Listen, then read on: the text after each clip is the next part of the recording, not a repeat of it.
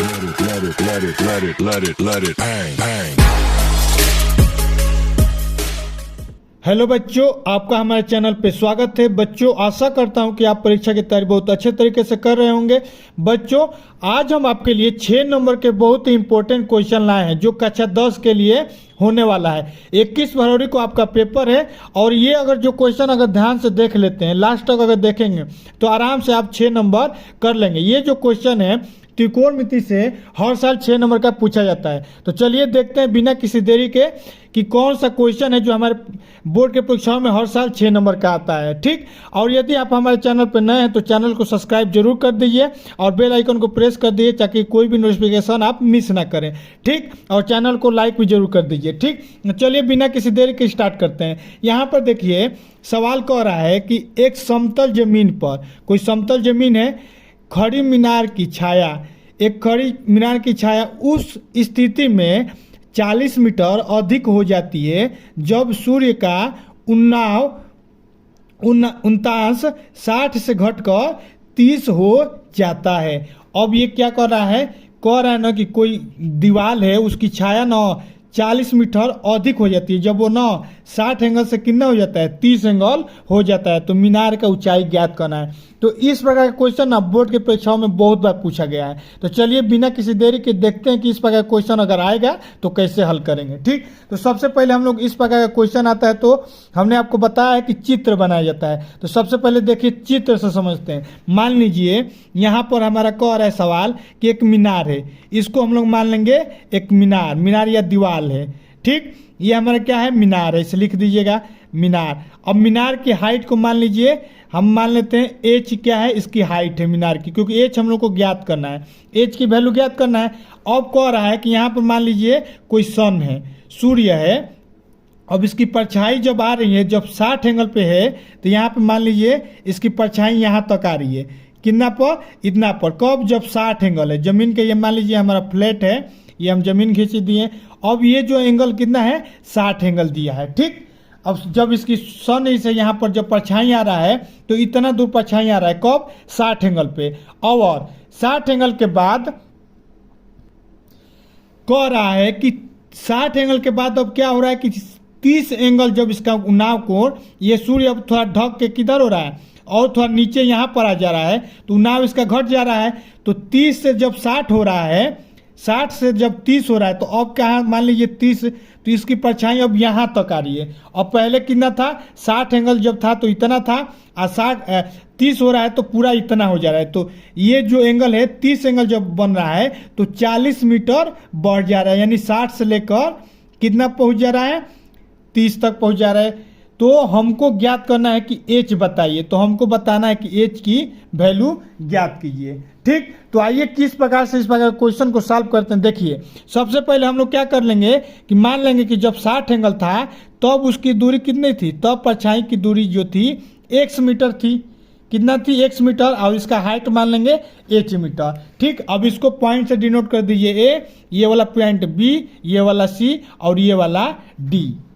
ठीक, अब यहाँ पर क्या होता है कि यहाँ पर अब 2 त्रिभुज बनना है, यहाँ पर बनना है डी बी सी, एक त्रिभुज बनना है ए बी सी। ठीक, तो सबसे पहले ये छोटा वाला त्रिभुज लीजिए, तो छोटा वाला त्रिभुज लेंगे तो ऐसे लिखिएगा त्रिभुज बी सी डी में, बी सी और डी में। अब बी सी डी में देख रहे हैं कि ये देखिए tan, ये क्या है, 60 अंश है, तो हमको पता है कि यहाँ पर 90 जब बन रहा है तो 90 के सामने वाला भुजा हमारा क्या होता है, कर्ण होता है। ये भी हमारा कर्ण हो जाएगा, ये भी हमारा कर्ण हो जाएगा इस त्रिभुज के लिए, इस त्रिभुज के लिए ये कर्ण हो जाएगा। आज ये हमारा कोण है तो कोण के सामने वाली भुजा लंब होगी और ये हमारी क्या हो जाएगी, आधार हो जाएगी। तो आपको पता है कि tan थीटा की जो वैल्यू होती है, tan थीटा इक्वल टू होता है लंब बटा आधार।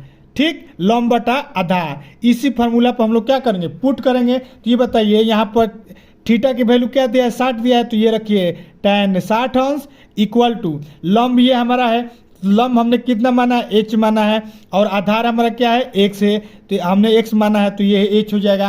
अब tan 60 अंश की वैल्यू क्या होती है, √3 होती है। ठीक, और ये हमारा क्या है h/x है। तो यहाँ से h की वैल्यू क्या हो रही है, h की वैल्यू √3x आ रही है। अब इसको हम लोग क्या कर देंगे, ऐसे समीकरण नंबर 1 मान लीजिए, क्योंकि यहाँ पर दो त्रिभुज बनना है तो दोनों त्रिभुजों को बारी बारी से सॉल्व किया जाएगा।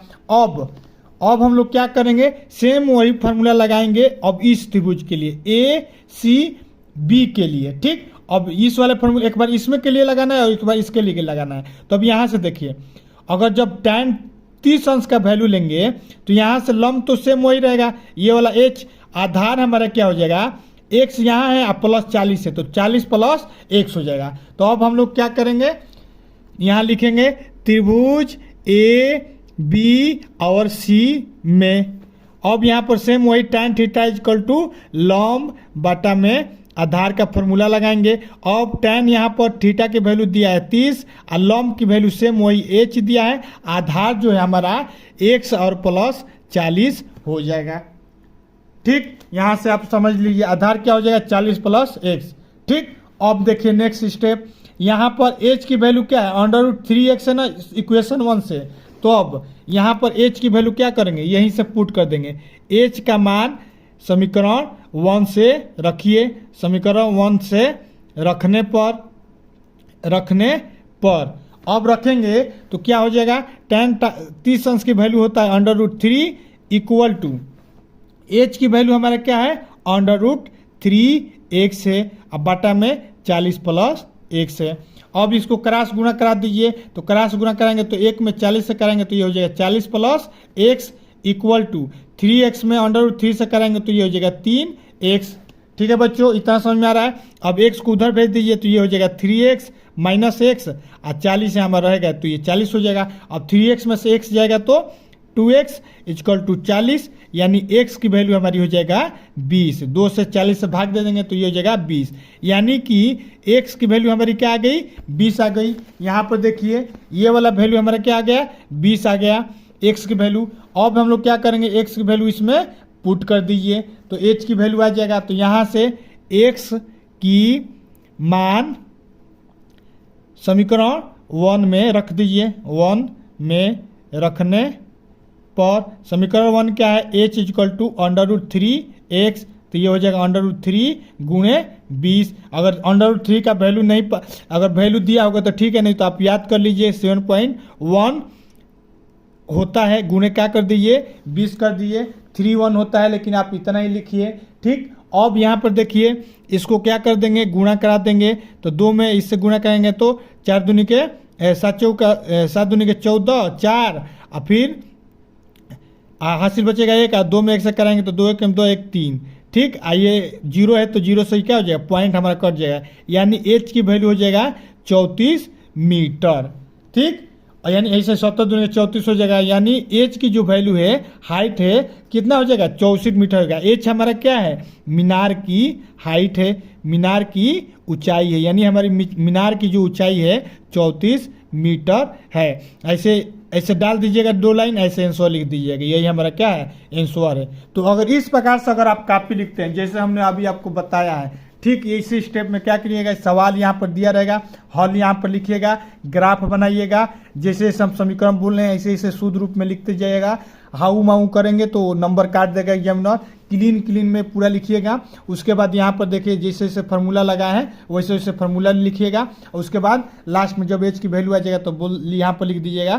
तो अतः मीनार की ऊंचाई 34 मीटर होगा। ठीक, इस प्रकार से हम लोग दिए गए क्वेश्चन को सॉल्व करते हैं। अगर इसको अगर ध्यान से पढ़ लिए होंगे तो यहाँ से आप क्या करेंगे 6 में 6 नंबर उठा लेंगे। ठीक, तो ये जो क्वेश्चन है 6 नंबर वाले क्वेश्चन है। यदि आपको ये वीडियो अच्छा लगा है तो वीडियो को लाइक जरूर कर दें और अपने दोस्तों में भी शेयर कर दें और चैनल को सब्सक्राइब जरूर कर दें ताकि हम लोग को सपोर्ट मिलता रहे और हम आपको वीडियो जो जो इम्पोर्टेंट उसको बनाते रहें। ठीक, मिलते हैं नेक्स्ट वीडियो में और भी जो जो इम्पोर्टेंट क्वेश्चन है उसको सॉल्व कराएंगे। तब तक के लिए let it bang, bang.